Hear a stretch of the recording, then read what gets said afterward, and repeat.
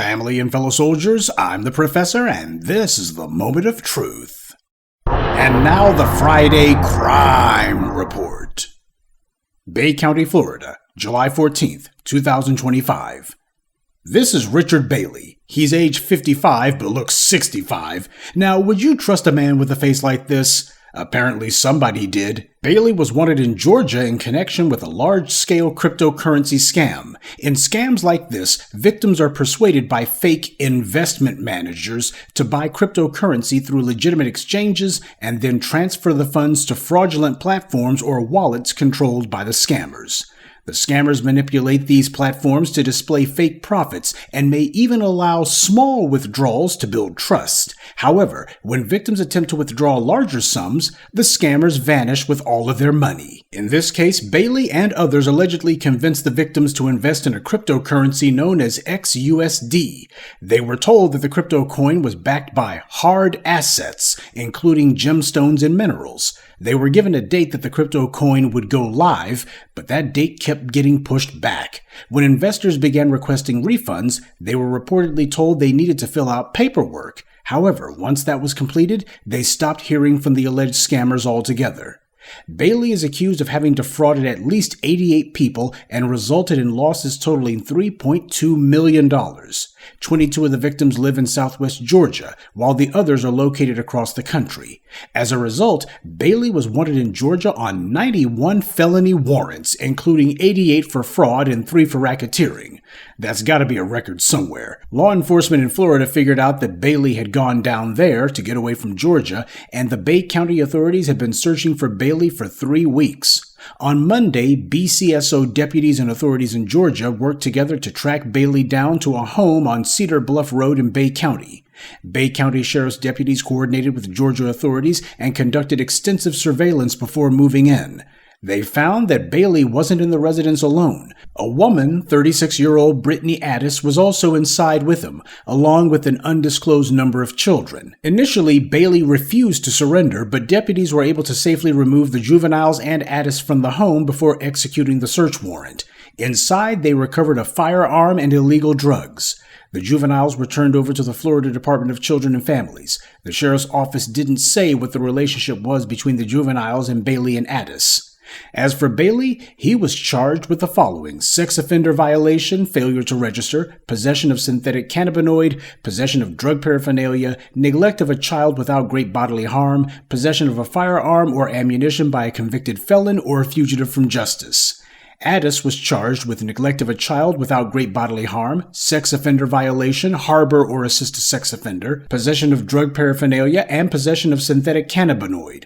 At last report, Bailey is awaiting extradition to Georgia. 2 other suspects have also been arrested, one in Tennessee and another in New York, and a 4th suspect in Texas is expected to be arrested soon, according to the Baker County DA's office. Their names have not been released. Now, with 91 felony warrants on your head, how the world is this guy not wall-to-wall coverage by the white media, especially considering that he's a cryptocurrency scammer? Millions of dollars stolen, and this guy's a sex offender on top of that. I mean, they hit the trifecta with this one. But this story didn't even hit the front page, and the details about it have been sketchy at best. This kind of systematic downplaying of criminality depending on the skin color of the offender is exactly why the crime report is necessary. The way the white media likes to water down or otherwise whitewash drug charges against offenders depending on their skin color, I was half expecting for them to report Bailey as being a freelance pharmaceuticals vendor. Dozens of felony charges against this guy. Now, at what point are there going to be some sort of hardcore laws for all of these cryptocurrency scams going on?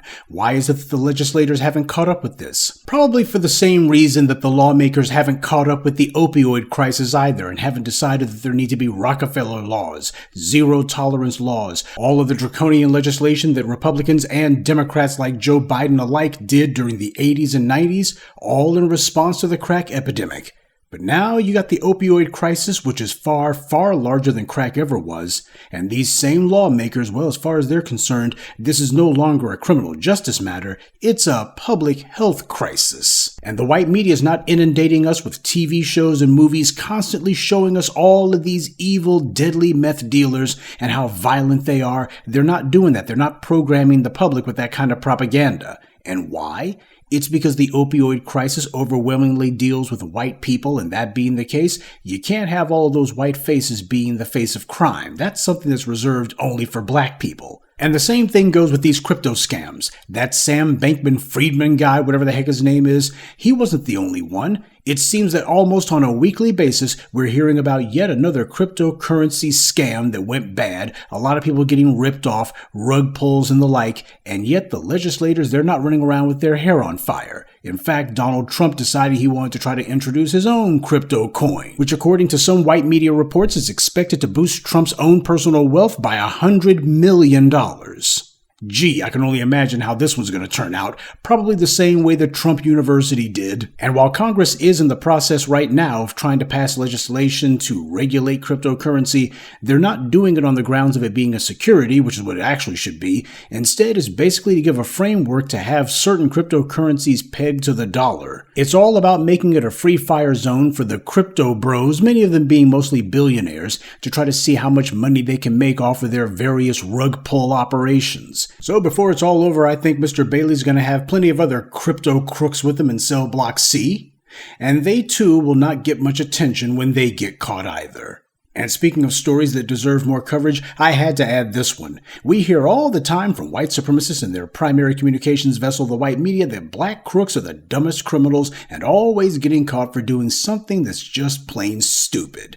Well, try this one on for size. On the night of Thursday, July 10th, a DeSoto County inmate was waiting for a friend, 40-year-old Keith Shaw, to come and bail him out. But when Mr. Shaw arrived to pay the bail, it was discovered that he had multiple active felony warrants. Multiple felony warrants. Gee, sounds kind of familiar, doesn't it? Like most places, it's standard operating procedure when visitors come to the local jail for the sheriff's office to run a background check to see if the visitor has any active warrants. Most of the time they don't because, hey, who would be dumb enough to go to the sheriff's office when they have multiple felony warrants? I mean, you really got to be a special kind of stupid to do that one. When the deputies got called, that's when Mr. Shaw fled the jail, but he didn't get far. He was captured after a brief search involving sheriff's deputies, drones, canine units, and police officers from Hernando and South Haven. And now Mr. Shaw needs someone to bail out him and his friend. I guess the old saying is true, no good deed goes unpunished. The authorities haven't said what Mr. Shaw's warrants were about, but it doesn't really matter. What's important is whether they're going to let someone with multiple felony warrants go right after he literally walked into jail. Cases like Bailey and Shaw don't get the kind of coverage they deserve, and as I've detailed for you, even when there is mention of them, the authorities don't give a lot of details. So it doesn't matter if you've got a few felony warrants like Shaw did, or 91 felony warrants like Bailey. The authorities already know that the real crime isn't whether they ripped off dozens of people for millions of dollars, or if they're a sex offender. The real crime is breaking the essential solidarity that white supremacy depends on. Compared to that, Shaw and Bailey are model citizens. And that's this week's Friday Crime Report. Keep your eyes open and stay on alert, because there's a lot worse criminals out there than the ones the white corporate media chooses to show you. Good day, and be one. I'd like to take a moment to mention some of our contributors: Wally Bilal, Sabrina Scott, Isaac, Sa, and Pharrell Taylor. Salute to them and thank you to everyone for listening, liking, and sharing this message. Black empowerment only exists because of you.